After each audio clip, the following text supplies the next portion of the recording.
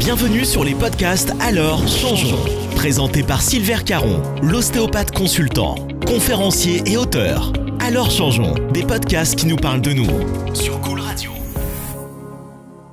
Comme toute histoire, cette histoire commence par « Il était une fois ». Il était une fois une formation. Il était une fois une formation atypique comme je les aime. Que je sois dans une formation prévention des troubles musculo-squelettiques ou dans une formation gestion du stress ou gestes et postures, j'adore ce côté atypique. Et c'est justement là toute la clé de cette histoire, c'est cette formation atypique. Il était une fois cette formation durant laquelle deux stagiaires, je me rappelle leurs prénoms, Marc et François, l'un kinésithérapeute, l'autre aide-soignant, bien sûr c'était dans une structure de soins. Ces deux stagiaires me disent, à la sortie de ma formation, Silver, tout ce que vous nous dites, c'est passionnant, vous nous apprenez énormément de choses, mais pourquoi tout ce que vous nous dites, vous n'en faites pas un livre? Et c'est comme ça que démarra cette histoire du pouvoir de tout changer. Au départ, sur un défi, je leur ai dit, allez, chiche, je le fais et je vous tiendrai au courant. Et s'ils m'écoutent aujourd'hui, en écoutant ce podcast, je leur fais un petit signe de la main et je les en remercie parce que sans eux, au départ, s'ils n'avaient pas été là, cette histoire n'aurait jamais vu le jour. Donc il était une fois Marc et François qui me disent, allez, chiche, écrivez-nous ce livre. Et j'ai commencé donc bien sûr à écrire. Et puis cette histoire est faite comme toute histoire de rebondissements, de drames, de choses qui nous arrivent et qui font que, elle prend la direction qu'elle prend. La première histoire dans cette histoire, ça a été ma première écriture. J'ai écrit au départ ce livre qui ne s'appelait pas Le pouvoir de tout changer, mais qui s'appelait Alors changeons. Je l'ai du titre de mon podcast. Je l'ai écrit au départ sur tout simplement un manuscrit papier. Et j'ai écrit pendant l'écriture a duré plusieurs mois et écrit sous forme d'un roman. Bien sûr, dans ce roman, le personnage principal était très autobiographique. Mais c'était, on va dire, une espèce de roman initiatique. Et puis, après plusieurs mois d'écriture, je pars en formation dans le nord de la France, je me rappelle la ville, au Havre. Je quitte Montpellier, je monte à Paris, Paris ensuite, changement, gare de Lyon, gare du Nord pour monter au Havre.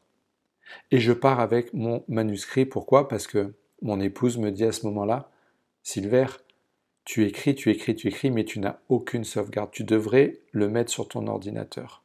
Ce que je décide bien sûr de faire, et je pars avec mon ordinateur, avec ma sacoche, avec mon manuscrit papier, dans le train pour monter au Havre. Et j'écris. Durant tout le trajet, j'écris. Et je tape sur mon ordinateur, j'écris sur mon ordinateur, je retranscris, informatiquement parlant, tout ce que j'avais mis un an et demi à écrire sur papier. Toute cette histoire sur Alors changeons. J'arrive en gare de Lyon, je vais pour changer, je vais chercher mon billet, donc je m'arrête à une borne avec ma valise, mon sac posé entre mes jambes, avec mon ordinateur, avec mon manuscrit, avec ma tablette, avec toute ma vie dedans. Et je focalise bien sûr toute mon attention sur l'écran devant moi sur lequel je tape mon nom, mon numéro de voyage pour pouvoir imprimer mon billet, pour pouvoir ensuite aller au Havre. Mon billet s'imprime, je le récupère et au moment où je vais pour récupérer ma sacoche, misère, ma sacoche a disparu, plus de valise, plus d'ordinateur, plus de manuscrit, plus rien. Je suis comme un fou, je cherche partout, je regarde autour de moi, je ne vois que la foule autour de moi qui est pressée. Là, je me précipite au poste de police et je tombe sur des policiers qui me disent « Mais monsieur, nous n'avons pas que ça à faire », en train de regarder un match de foot à la télévision. Je vais aux objets perdus et là, on me ferme le rideau devant moi et on me dit « Mais monsieur, nous sommes fermés jusqu'à demain matin ». Et je me retrouve seul, désespéré dans une gare où où il y a énormément de monde, et là, à ne plus savoir quoi faire, est-ce que je vais au Havre, est-ce que je reste à Gare du... Et je suis perdu. Et là, je me pose, je m'assieds au milieu de cette foule, et je me dis, Silver, qu'as-tu à comprendre? Pourquoi est-ce que cela t'arrive? Vous le savez, la vie est faite de synchronicité, de choses qui vous arrivent, de signes, comme on dit. Et ce jour-là, je me suis dit, Silver, c'est bien d'en parler, mais écoute-les, ces signes. Essaye de comprendre, de mettre un sens, de comprendre pourquoi cela t'arrive. Et si ça t'arrive, c'est qu'il y a forcément un sens derrière. Peut-être ton livre n'était-il pas écrit comme il le fallait. Peut-être dois-tu rajouter des choses, peut-être dois-tu changer ton approche. Essaye de comprendre. Et c'est dans cet état-là que je suis ensuite parti vers le Havre pour prodiguer ma formation comme j'ai coutume de le faire. Et à partir de là, j'ai réécrit mon livre. Bien sûr, je me suis réinventé cette histoire. Mon premier réflexe, bien sûr, ça a été d'essayer de retrouver tout ce que j'avais dit, c'est-à-dire d'essayer de repenser, de restructurer dans ma tête, dans mon esprit, tout ce qui avait été écrit dans ce premier jet. Peine perdue. Vous le savez, souvent les auteurs le disent, si on devait réécrire ce qu'on a déjà écrit, cela nous serait impossible parce que cela nous vient comme ça. Donc, je me suis dit, Silver, repense complètement et totalement l'écriture de ton livre. Et j'ai essayé d'écouter ces synchronicités. Dans ce vol, je me suis dit, qu'est-ce qui est important? Qu'est-ce qui s'est passé après? Tu as su rebondir, tu as su accepter, en fait, tu as une grande capacité. Je vais focaliser l'écriture de mon livre sur cette fameuse capacité d'adaptation. C'est-à-dire, ce qui est important, ce n'est pas tant ce qui nous arrive, comme le dit si bien le Dalai Lama. Ce qui est important, c'est la vision que l'on en a, donc la capacité que l'on a de pouvoir s'adapter à ce qui nous arrive. C'est ce que j'ai essayé de faire et c'est ce que j'ai fait.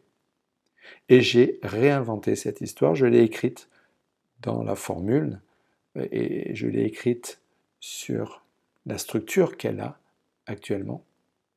Et j'ai écouté d'autres signes, d'autres synchronicités. J'étais à l'écoute de ce que l'univers voulait bien m'envoyer comme signe. Et là, je me suis rendu compte que je voyais apparaître des pyramides, je voyais entendre parler de pyramides bouddhistes, et j'ai commencé à m'intéresser à cette pyramide bouddhiste, sur ces 3 niveaux de construction. Et puis j'ai commencé à écouter des signes qui m'arrivaient comme ça au travers de mes rencontres avec mes amis. Un repas sur la plage à Marseille, avec mon ami Ludovic, formateur comme moi, qui me parle à un moment donné de physique quantique, de Nassim Haramein, de champs unifiés. Et puis au travers de ces recherches-là, l'univers qui m'amène sur le chemin de l'eau moléculaire, des travaux du professeur Masaru Emoto, des travaux du professeur Marc-Henri. Et petit à petit, cette structure prend place dans ma tête et je commence à réécrire le livre, Le pouvoir de tout changer, en tenant compte de ces 3 niveaux de cette construction pyramidale. Bien sûr, le premier niveau, notre physiologie. Et dans cette physiologie, je vous explique que l'important, c'est d'apprendre à se connaître. Avec beaucoup de métaphores, avec des histoires de vécu, mon vécu en Afrique, mon vécu en Asie, j'ai essayé de vous faire prendre conscience de ce qu'est cette capacité d'adaptation, liée à ces besoins fondamentaux. Et ces besoins fondamentaux que sont bien sûr notre respiration, notre hydratation, notre alimentation, avec leur impact à la fois sur la physiologie, mais sur la neurophysiologie aussi, l'importance de notre sommeil dans cette capacité d'adaptation, notre capacité d'adaptation qui est étroitement liée à notre capacité de récupération, l'impact de notre posture, de nos capteurs posturaux, les pieds, les yeux, la mâchoire, sur nos schémas, sur ces fascias, on va dire, qui viennent impacter et construire toute notre physiologie et être à la base de toute notre verticalisation vers notre émotionnel et notre spirituel. Bien sûr, dans cette première partie, je parle aussi d'épigénétique. Vous le savez, l'impact de ces pensées. Mais je ne fais pas que d'en parler. Je vous explique pourquoi l'épigénétique. Et vous le comprenez au travers de la lecture et au travers surtout de cette eau moléculaire et de ces flux électriques qui nous habitent, qui nous traversent en permanence et qui font que nous modifions la structure même de notre cellule et vous comprenez l'épigénétique. Et puis je passe sur le deuxième niveau, vous savez, ce deuxième niveau de cette construction pyramidale, à savoir notre construction émotionnelle. Nous le savons, toute notre vie est basée sur notre construction émotionnelle, du moins entre 95 et 98% de notre vie est en lien avec nos émotions. Nous le savons. Et donc, dans cette construction émotionnelle, je vous parle de la base de cette construction, à savoir nos croyances, qui sont les fondements, on va dire, de nos réactions, ce que nous estimons être vrai. Je vous parle de nos peurs, de la vision que nous avons de la vie.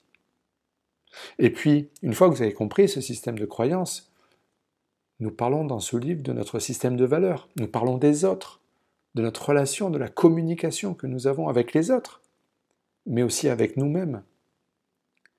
Et puis dans cette communication, nous parlons des 4 règles de vie majeures, à savoir la première, toujours essayer d'avoir le bon mot, tel que le dit Don Miguel Ruiz dans ses accords toltèques. La deuxième règle, c'est d'assumer l'entière responsabilité de tout ce qui nous arrive. La troisième, c'est la notion de jugement, de comparaison.